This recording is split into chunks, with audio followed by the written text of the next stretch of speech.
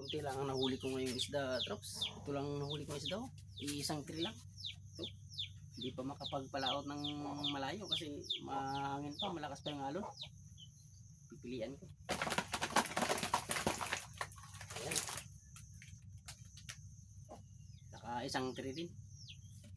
Ito. Isang planggana. 5 kilo din siguro ito. Mayroon pang malaking tursilyo. Sarap nito pang ihaw. Oh, laki. Tapos sa sigang masarap din to. Tursilyo yung pangalan nito. Yan. Pipilian ko.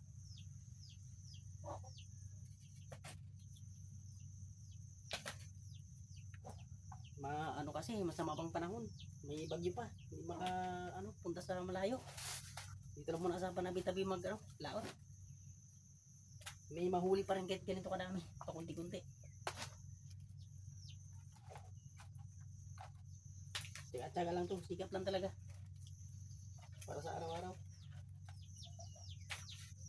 Pipilian ko para kasi bibilihin ng bayar.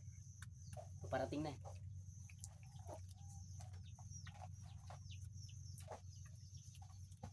Yung maliliit, iiwan ko na yan para pang paksiw-paksiw, pang bilad-bilad, lamayo-lamayo.